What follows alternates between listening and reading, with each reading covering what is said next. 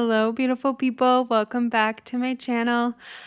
So, I kind of thought about what I want to talk about today, and I decided I want to talk about ADHD and kind of my thoughts and process on that whole topic.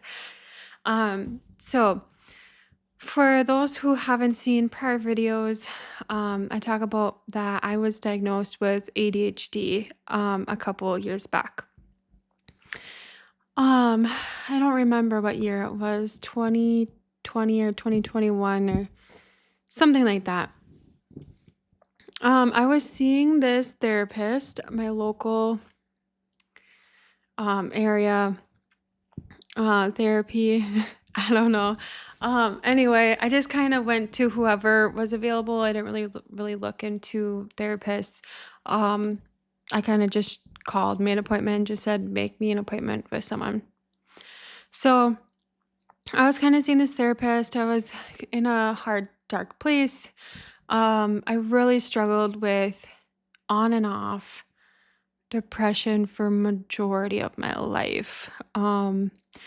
A lot of anxiety and a lot of kind of other things. And I just felt like, you know, I've seen the counselors, I've done the things. I tried anxiety meds and I wasn't getting anywhere. I felt like I couldn't really live my life how I wanted to live.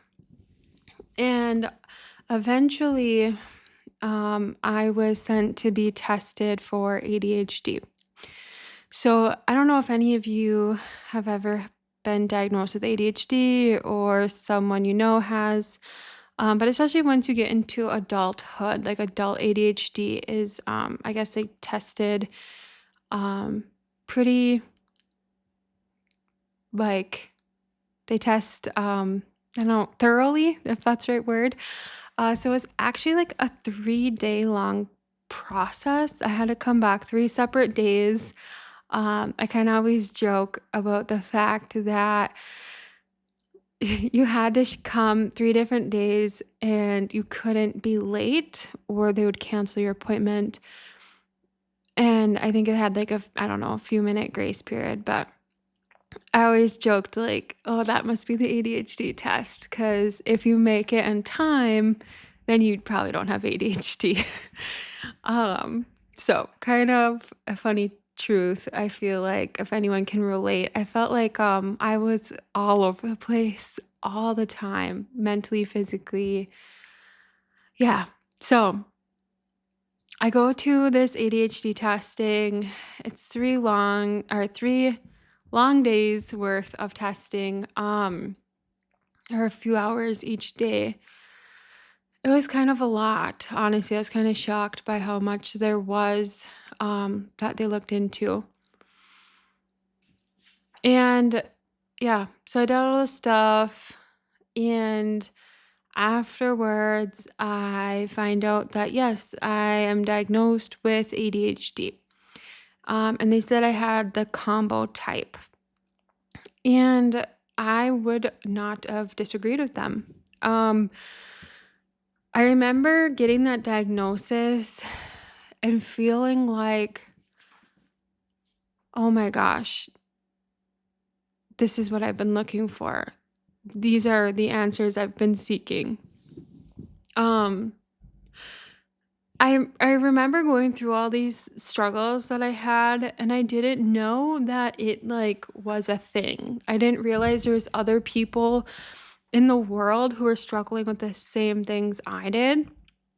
I had very much all of the typical woman, specifically, especially like ADHD symptoms of like fidgeting and nervousness, a lot of anxiety. I feel like I went from extreme swings of like being completely dead feeling, where they call it like couch rot, where you like the only way I can explain it is I literally felt paralyzed. Like I could not get out of bed.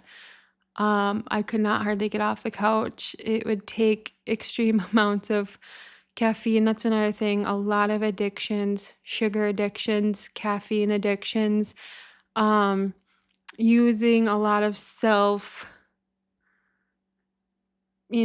like filling your constant looks and filling your mind with social media and whatever else to just keep your brain going.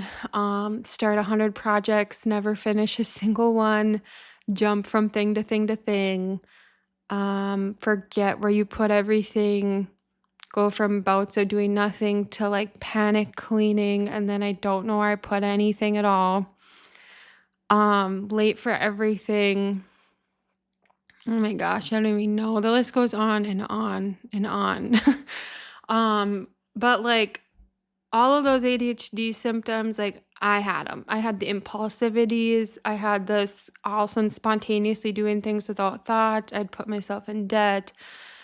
Um, yeah, just I was like when I was growing up before kids, I was that party girl. I've always been like go go go 100 miles an hour, go on this trip, go do this. It didn't matter if I could afford it. It didn't matter if it was convenient. It didn't matter what I had to do. I just booked the trip and I'd go and be like, "Yeah, let's do this." And I was just all over the place. There's zero structure, zero routine, just constant chaos. um yeah, chaos is probably the best term to explain my life. So I heard about this thing called ADHD. I got diagnosed with it, and I was like, finally, finally, someone's listening to me. Finally, someone gets it, and I actually have a name. There's a word for what this is called, and I'm not alone. Because prior to that diagnosis, I felt like I was completely alone. Like I was just some failure. I was some screw up. I was just this broken person who can't function. And not even broken in the sense of like I was damaged. It was like broken as like I was born like flawed. Like I was just a malfunction, more or less. Um and there was a lot of shame in that. And when I found out that this is a thing, I'm not a malfunction. Maybe I am a little bit malfunction. Maybe I have this illness or condition or whatever people want to call it. But well, for sure I never called it an illness. I very much fought for that. um But I actually had a name for it and I could Google it. I'm also, that's probably another thing too. It's like you go from like no focus at all and completely distracted to like insane, hyper focus, obsessive focus where nothing can break it and you get angry if someone tries. So then I go down my rabbit holes and I would obsessively research everything like I did. And um yeah, so that led me to a lot of discovery. I'd say it was it was, I mean, all my life has been my journey, but this was definitely it was years ago, but it was definitely when I was in this like figuring myself out journey. I would say my true like changing moment journey has been the last like year where I've done like tremendous growth. Um, but I had several years before that of just like being completely lost and trying to figure my life out. So yeah, so that led me to ADHD. So I was all too willing. Let me turn this on silent. Sorry. Shoot.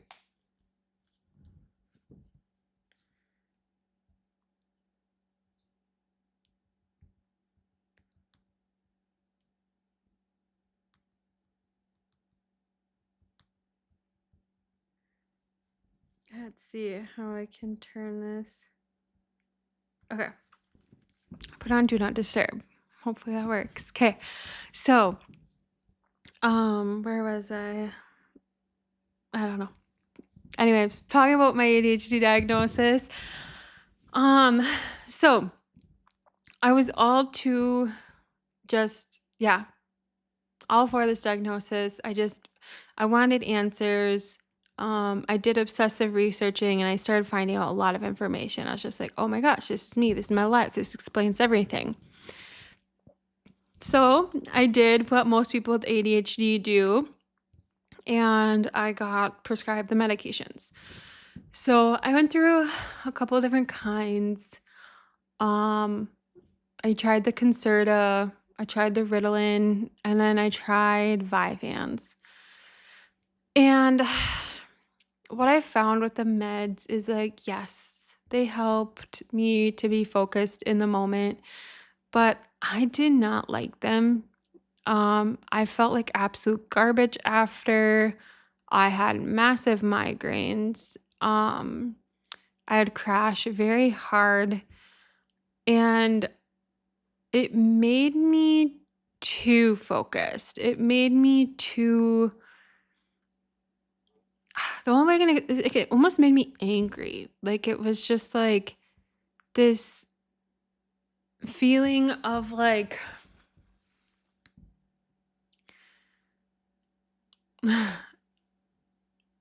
don't get in my way. It's kind of how it felt like. Like if someone were to distract me, if someone were to bother me, if someone were to break my focus, I would get angry. Which wasn't normal for me. But like when I had those meds, it was kind of like I would get crazy focused and like just like leave me the F alone. So, but I was desperate, right? Like I'm a mom, I'm a nurse, I'm trying to juggle life. I got stuff to do. I gotta get my house cleaned. I gotta, take care of patients. I gotta try to manage my kids and do all the stuff and feed them. And, you know, you need a lot of organizing and skills and I don't know, stuff I really struggled with. For me, it made the most difference in my life at home. I guess I really didn't really need to even take my meds at work. I mean, I did at first just because I took my medications every day, but at work I actually thrived. And it was because like there was structure. There it was ordered. You have a patient, you stick on task, you do the things, and it was just something I was passionate about. And so it just really always had my attention and I could do well at work. I feel like the only downside I had like for at work is maybe I get forgetful of the little things like, I can make jokes of like, I can help save you and your baby's life, but I might forget to get you your water, like it's just, I would always tell my patients ahead of time, like, hey, I want to help you with whatever you need. Like, if I ever forget anything, it's taking me longer than 5 minutes, please put on your call light and remind me. Like, sometimes you walk out the door and there's just like phone calls going off and people asking you questions, and it's like you forgot all about like the fact your patient needed fresh water, you know? Those little things were kind of my biggest struggle. Otherwise, at work, I thrived. Like, I loved it there. It was honestly almost like a break, because I would go there and I could just do what I needed to do. I had a system, it was organized, and I could just get stuff done. Um, I actually did very well in emergencies. Um, there's something about like an emergency that you just go to this whole new place, like inside your head mentally. Like you're just, the switch would just go off inside of me. And it was just like focus mode, get this done, boom, boom, boom, extreme amounts of clarity, which I will get into because I want to talk about why that is.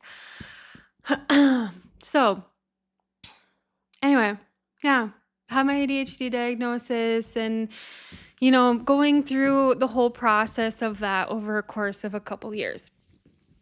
And it wasn't until this year, as I truly took on my healing process, that I started to question everything. And I realized something that I think is very interesting. And before I get into my tangent and my ideas and my personal experience, I first want to say I am by no means a doctor. This is solely my own interpretation, my own opinion of my own journey, and I am not speaking for anyone else. So do not use this as medical advice, but just simply know that this is my own personal experience. So that being said, so I've been in this healing journey. And when I first came into this journey, I was exactly kind of explained before, just chaos. I mean, I've been dealing with this chaos for as long as I can remember. Even growing up, when I was a kid, my head was always in the clouds. I was always just in la la land. I always got in trouble for school for talking too much. Like I said, I was a party girl, wild child, busy with my friends. Um, did very risky behaviors. Just different things that is pretty typical with a person who is diagnosed with ADHD. Um, so where was I getting with that? Sorry, it's kind of late at night. My brain's a little tired, but I want to get this video in because it's important for me to stay on top of these. So, yeah, I started my journey, and like I said, I've been struggling with this most of my life, and as I started to actually go into who I am, and I started questioning why, and I started really breaking down this core inside of me. Why do I do what I do? Why do I feel what I feel? And just like really getting to the nitty-gritty of myself over the course of a year, and doing a lot of healing and releasing and all this stuff I want to get into with you guys, because this is what this is all about. But to spare all the details, needless to say, as I've been releasing, as I have been healing, I have been calming my nervous system. And what I mean by that is my fight, flight, or freeze response. This has been a massive part of my healing journey, and this will have probably several videos in the future dedicated to it. So I'm not going to get into the nitty-gritty details of fight, flight, freeze, or your nervous system. But basically, your nervous system is here to protect you. It serves a purpose. It's what protects us when we're in danger. It remembers when we are in danger so we don't get in that situation again. And it's very, very, very good at what it does. So, what I did not know about trauma, and specifically childhood trauma, is that your nervous system, so when there's childhood trauma at a very young age, your nervous system learns that you are not safe. So it doesn't matter what happened. You don't have to have these massive major traumas to have PTSD, or more so what I'm talking about is like CPTSD, so complex post-traumatic stress disorder, kind of like develops in childhood. And when it happens chronically, frequently, and at a young age, your body just learns that it's not safe. And so it starts going into protection mode. But the thing with your nervous system is it can't tell when you are safe again. So, say you are in a hard situation in your childhood, especially if you were for a prolonged period of time or repeated times, your nervous system all of a sudden is like, hey, I need to protect you. And so it does all these things to protect you. So that's when you go into like fight, flight, or freeze. So basically, if you think of a predator attacking, so I try to use the example of like a lion. So say you are outside and there's this lion running after you. Your first response is to run, right? So you can try to run away from the threat. Well, if you can no longer run, you can try to fight. And if it gets to the point you can't run and you can't fight, you can freeze. And what freeze is playing dead. So you watch like animals do this in nature, and we also do it. There's also another category in the nervous system response that we call fawning. And what fawning is like you are, how would I word it? Like trying to win the favor or something. So this might not work with a lion, but it works well with people where you're like, um, you could see it, I guess, a lot of times in movies if someone's getting threatened to be killed and they're like, oh, trust me, you don't want me dead. I can do so much better alive. And I can do this and I can do this and I can please you and I can make your life complete. Like, trust me, you don't want me to die, right? Like, that's fawning. You're attempting to persuade and win over whoever is attacking so that you can survive. So here's normal, um, ways that we protect ourselves through our nervous system. So our nervous system is the one that is doing all these things. And what our nervous system does when these events happen is it remembers everything about these events. Everything. I mean, from what smell you smell, what colors, where you were, who you were talking to, the sound of the like noises around you, everything. So it's like when you are in a traumatic event, your awareness just like notices everything surrounding you, and it like programs that memory into your body to remember, hey, if any of these things come up, you're in danger, right? So that's how PTSD is formed. It's from a trigger. So people think PTSD only happened. I mean, I used to think that PTSD only happened in war veterans or someone who's been through something recently. And I thought in PTSD, like a war veteran would only have this response if they like heard a gunshot or something, right? We are not educated on any of this stuff, and that's why I want to do these videos. Um, the reality is it can happen to anyone in a traumatic event. It doesn't have to be a war veteran or something recent to have PTSD.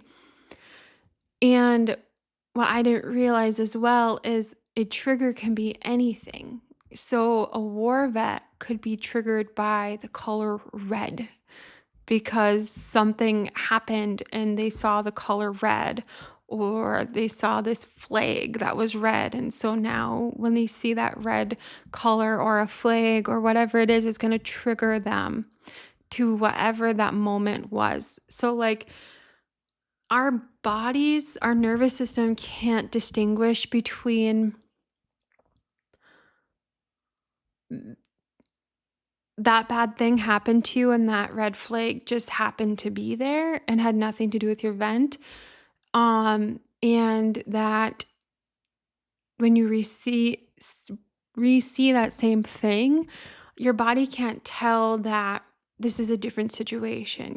So like even though you're like at home and you're safe, XYZ, your body doesn't know that. It just knows the trigger, and it just knows that it needs to protect itself. And so it reacts. So the same concept happens with complex PTSD. But the thing with complex PTSD, which gets complicated, is that's why it's called complex, is a lot of these traumas in childhood are happening before we even have a memory of it. A lot of the traumas, like we may not literally recall them because like our memory, they could have happened before we really have memory.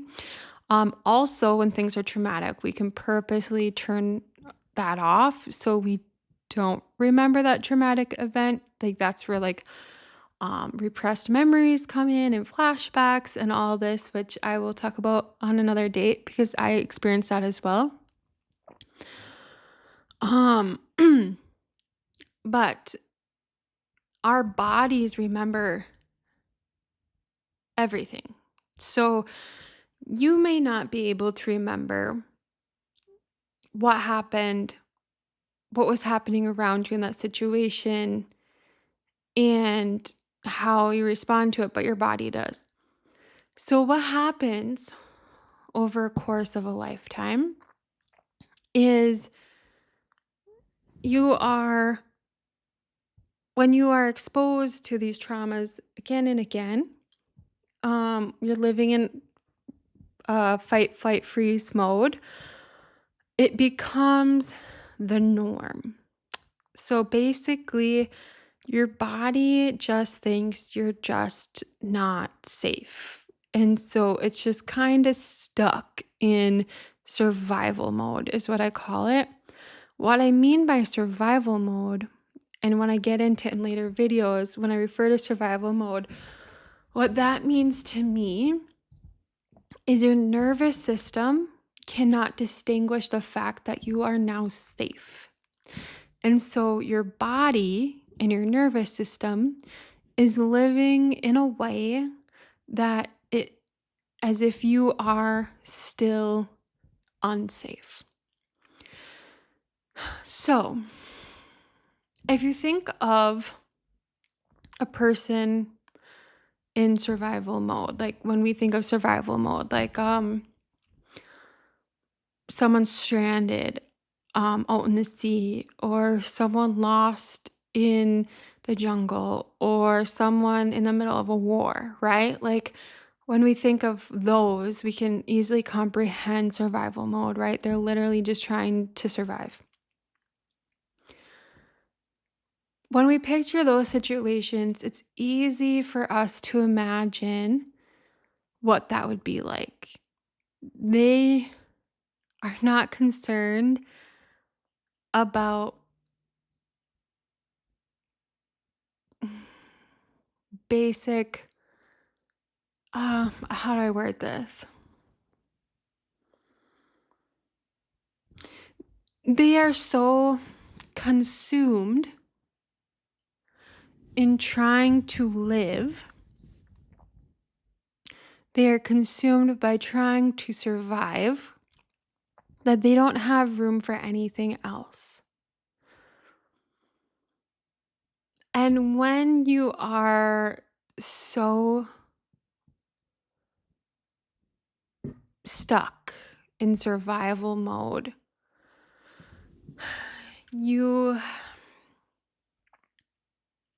I'm struggling with how I want to word this. When you're so stuck in survival mode, you really struggle to function on a day-to-day basis. You really struggle to function with the basic everyday things. You can't thrive. You can't just think of it like if you're stranded in a jungle, right? How would that feel? Like, I want you to close your eyes for just a second. And I want you to picture that you were just in a c- plane crash, right? And it's only you that survived. And you're crawling out of this plane and you're in the middle of this jungle. You have no idea where you are, no idea what even continent you're in. You looked all over the plane, there's nothing left. There's anything you try to find, you have no way of communication. There's no cell phone service, there's no nothing, right? And it's all on fire, so you have to run away from it. And you run into the jungle to get away from this burning plane that you don't want to explode on you.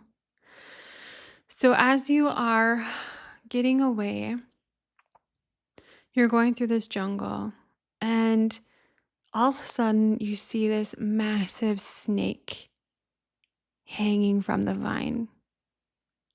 And you hear this running and scratching and whatever all around you. These animals flooring all over, these monkeys screeching and hollering and making all these noises, and big, massive bugs flying around you, and snakes and spiders and all the things, right? How would you feel in your body? Imagine like it's like that crawl out of your skin anxiety. If you're like in this area and all these things are around you, you're all alone, you have no help, you have no shelter, you have no nothing, like, and all of these animals and all of these things around you, it's terrifying, right? It's scary. Imagine how much anxiety you would have. You would snap your head at every twig breaking, every leaf that you would hear fall, like everything, every animal, everything. You'd be scared of all of it, right? You'd live in this hyper aware. You'd all of a sudden become so attuned to everything happening around you. You'd hear everything. And you're just head turning constantly, searching and looking and worrying. So I know this is an extreme example, but it's the same concept. When you are living in survival mode, it doesn't matter how safe you are in the moment, your nervous system cannot distinguish between you need to try to live because you are in this horrible situation and you are now safe, and all of that was in the past. Your nervous system just responds to triggers and to what it knows. So if you grew up in an unsafe environment, and it doesn't have to be like you were physically unsafe, like you have to just feel unsafe. So that can look like a million different things. If you grew up in that constantly, your nervous system just believes that's just the state of life, right? And whatever was a trigger for you then is going to be triggered later on. And so that's where people can all of a sudden have these snaps or outbursts or severe reactions to something that seems minor, because they don't realize that whatever it was triggered them. So that's where some people can, like, if you question them or criticize them, we'll use this for example, like you could criticize someone and they could just go from completely calm to absolutely ballistic and just blow up on you. Well, that could be stemming from their trigger is criticism, because when they were a kid, they were constantly put down and shamed and criticized. So in that state of as a kid, you're being shamed and criticized by people you love, that makes you feel unsafe. And so your nervous system remembers that. So next time when that comes up, you instantly are being triggered to respond in a way to protect yourself. And that's when like fight, flight, freeze, fawn come into play. So, like I said, I don't want to get too deep into this, but you kind of have the gist, right? So I had no idea I was living this way literally like every day of my life. Um, there's this thing called disassociation when you have trauma. And what disassociation is you basically detach yourself from the reality or trauma to cope and survive with it. But again, in order to disassociate from the trauma, you can begin to disassociate with other things in life in general. And I very much did that. I did not realize how disassociated I was from like literally everything. Um, so I knew I had traumas, but I didn't think anything of them. It was like, yep, yeah, they happened. It's fine. I'm over it, you know. I saw a therapist and I'm good. But I never processed those traumas. I never allowed myself to feel what I feel. I just numbed myself with disassociation. I just thought, hey, that sucks. I never want to look at that. I never want to see it. I never want to feel it. So, like, just shove it in a box and I'm not going there, right? Well, when you shove it in a box and you don't address it, it doesn't go anywhere. It stays there. And what I've learned is sometimes you can keep trying to shove more and more things in your box and not feel it. But eventually that box is going to get full and the lid is going to come flying open at you and it's all going to crash down. And that's kind of my process that I went through. So, in the moment when you're trying to survive, you don't go through these things. You don't process anything. And when you don't process anything and you pretend nothing's wrong, you minimize it, whatever, you ignore it, you pretend it didn't happen, you move on with life, whatever. You don't realize that just because you didn't process it doesn't mean it doesn't exist and it's not affecting you.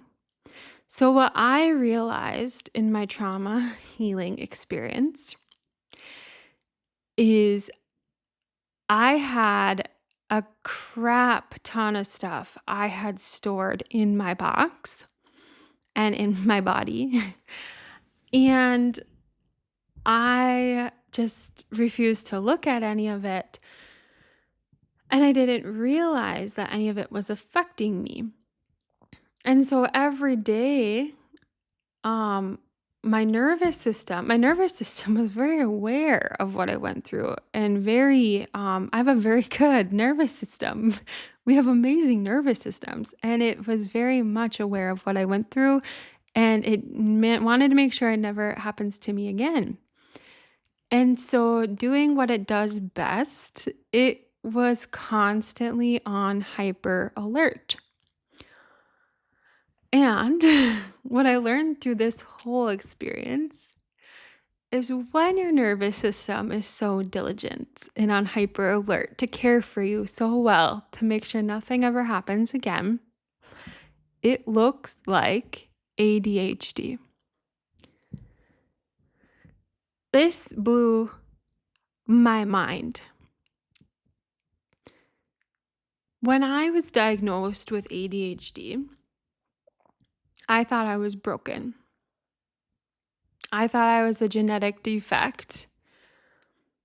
I felt more at peace because I realized I have a whole community of people who are you know, defected with me. So it wasn't so lonely. But I always felt broken. I always felt like you have no hope. This just is what it is. And then you become this person who's just like, well, it is what it is. I'm just unorganized. I can't get my life together. It's ADHD. What can I do about it? Sorry. It's like it becomes this ultimate excuse, right? And I never thought I would ever have the opportunity to live a full, satisfying life. I just thought that that's not an option for me. I'm always going to be this broken person. This is who I am. It's literally in my genetics. And it wasn't until I started going through my healing process, I started to learn about PTSD, CPTSD, your nervous system, what it looks like to be in survival mode, all these things. And all of a sudden it hit me, this grand aha moment of like, holy crap. All of these things I've been experiencing, all of these ADHD symptoms I'm struggling with every single day of my life, all of these things that are crippling me can be healed. I can heal my nervous system. I can re-regulate my nervous system. It's not my brain that is broken. It is not my genes that are broken. It's not even my nervous system that's broken. Nothing is broken. It's just the opposite. My nervous system is so fantastic. My nervous system is so dang good at doing what it's supposed to do. It's too good. I have too good of a nervous system. It was working in overdrive and overtime to ensure that what I went through wouldn't happen again. It just had no idea that I have left that area of my life. It can't tell, like, hey, you grew up now, you're not in this situation anymore. It can't tell if I am in this unsafe place or if I'm safe at home. It doesn't know that. It's not supposed to know that. The part that's missing wasn't this gene or this whatever. The part that was missing is communication. I was not communicating with my nervous system to tell my nervous system, hey, you're safe now. You can stop running now. It's like, imagine if you came and took that person out of the jungle and you saved them. Say in the middle of the night, they're sleeping. They never woke up. Someone came and saved them.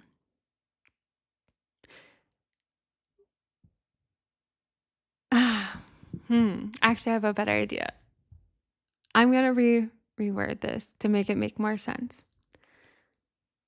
Say that the entire experience of that person who crashed on an airplane and was lost in a jungle, and we'll say he was lost in a jungle for a long time in survival mode.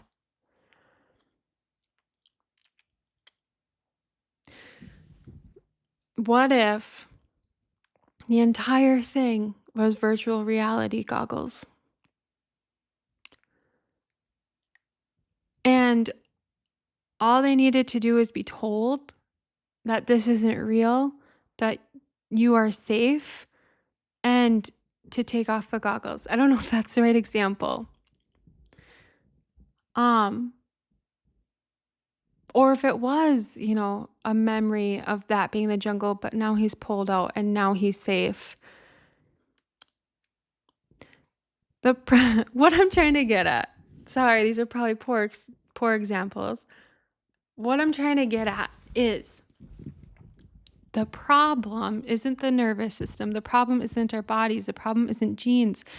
The problem is we haven't told our nervous system that they are safe. We haven't told our body that it is safe. And we haven't allowed ourselves to do the work to release all of that stuff inside of us. So, what happens in trauma and experiences and different things is it doesn't just disappear, it's there, it's in your body. Healing is a multi-layered process. And unless we address it physically in our bodies by releasing, by massage and Reiki and energy moving and all kinds of different things, like yoga and different things to just like literally physically release and stress stuff out of your body. And also doing the practices of communicating with our nervous system that it is safe. We are going to continue to believe that we are surviving. We are continue to believe that we are living in a threat until that guy from the jungle is told that he is safe. He's going to be living every single day as if he is in that jungle. Even if it's just virtual reality goggles, he can't tell the difference until there's communication. And so that's what I'm working on. And that's what I'm doing. And that's what I'm becoming passionate about is communicating with our nervous system. First of all, you have to get yourself out of the dangerous situations, right? There's some people still living in abusive relationships. There's some people who are still in toxic environments. So the key is to remove yourself from these toxic environments, removing stressors out of your life so that you can actually be safe. And then after that, it's working on a process of communication with your body of you are safe. You are safe. Your nervous system doesn't talk with words. It can't comprehend me saying, you are safe now. It can't comprehend the fact I'm in a house and I'm no longer in a threatening area. It responds to our bodies. And I'm not going to dive deep into this because it's a whole thing. But there are ways we can communicate with our nervous system to let it know it is safe. And then once our nervous system, once we're physically safe, our nervous system knows we are physically safe, then we can allow ourselves to dive in and do that heavy, deep work to release all the crap in our bodies that are holding us down. So it's this multi-layered approach. But what I'm getting at is when you are living in this survival mode, what does it look like? Well, it looks like disassociation, which looks like my head is in the clouds. I'm in la la land. It looks like distracting yourself because if your brain stops moving, you start to feel. It looks like your brain running 10,000 miles an hour all the time because it knows if it's not running, you begin to feel. And it certainly does not want to feel because it remembers all of that stuff you went through, and that if you begin to slow your mind, you will begin to feel. And you will begin to feel all those feelings that you shoved in a box a long time ago. So, what does keeping your mind preoccupied and running 100 miles an hour look like? Well, it looks like eating a lot of sugar. It looks like craving dopamine. It looks like craving caffeine because you got to keep going, going, going, going. I got to go. I got to go. I've got to be distracted. I got to keep going. I can't stop. Don't stop. Don't stop moving. Don't stop going forward. Don't stop thinking, right? It looks like scrolling on your phone endlessly. It looks like binge watching on TV. It looks like shoving your face with food. It looks like shopping sporadically. It's looking for small wins every day so you don't remember that pain buried deep inside of you. Any of this seem familiar? I could go on and on and on.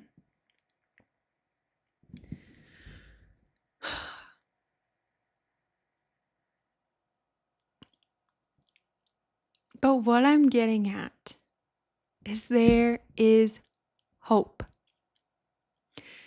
I once had a diagnosis of ADHD, and it was real. It 100% matched me. I had every single symptom of it. But as I've been healing, I've been realizing that each one of those symptoms were protecting me. Each symptom of that ADHD diagnosis was my nervous system going into hyperdrive to do whatever it took to protect me. And as I began to heal, and as I began to communicate with my nervous system and learning to teach my nervous system that it is safe, that this is not needed anymore, as I continued to grow and put myself in situations that are healthy, to remove myself from toxic situations, the more safe I became, the less need for that protection mode. The more I began to become safe, the more my nervous system calmed down. And the more my nervous system calmed down, more growth had to occur. And I won't lie, that's when all the pain came. Because when your nervous system stops protecting you, when you stop making your brain run 100 miles an hour, when you stop distracting yourself, when you stop living in survival mode, you begin to feel, and you feel it all. And it's excruciating. But as I felt it all, and as I processed it all, and as I forgave it all, and I let go of it all, and all these things, and it just started to clear out of me. All of those crippling symptoms of ADHD have been starting to just all disappear.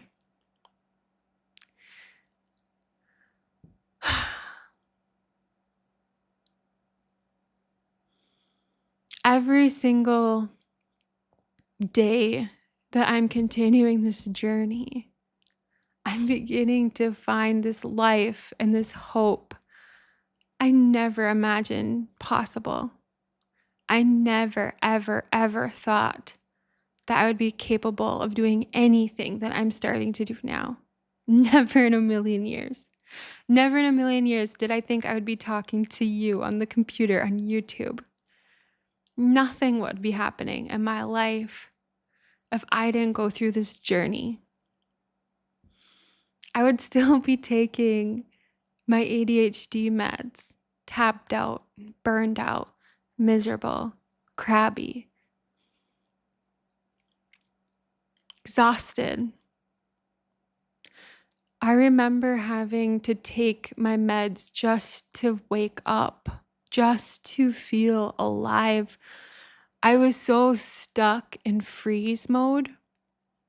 And by the way, that's the ADHD symptom of when you are couch rot, when you are paralyzed. That is freeze mode. That is your nervous system in freeze. What happens when you can no longer fight or run? You freeze. Your nervous system is in extreme distress when you're in that way. Your body is trying to tell you that what you are doing in your life right now, how you are living, is causing so much stress, so much exhaustion that you're literally beginning to shut down. You're beginning to play dead.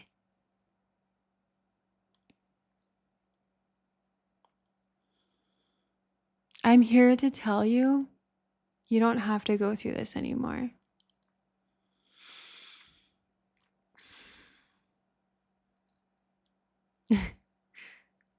Like I said, this is my own journey.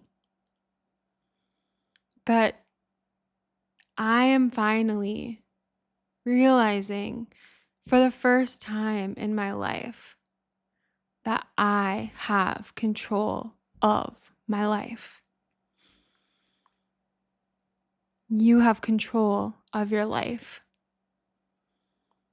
Are you going to let people tell you otherwise and believe it? Or are you going to stand up and fight and do the hard work that it takes to be finally free and to finally thrive? If you are ready, I'm going to be real. It's a journey, and it's rough, and it's hard. But if you need help, I'm here. Send me a message, reach out. If you know me personally, send me a text, give me a call. I'm here to help you. I want to help you get through this so you can thrive and live, just like I'm starting to find out that it is actually a possibility. You are not a genetic default. You are not. You are so much more. You just need help to get out of survival mode. No one teaches us this. Our mental health consists of taking meds. We can only numb ourselves for so long. It doesn't work. If you want to thrive, you have to heal from the inside out. And it might be scary and it might be hard, but I promise you, it is so worth it. It is worth it, and I wouldn't change it for the world. So, that all being said, thank you for being here with me today. Thank you. I love you, and I can't wait to see you soon. Thank you.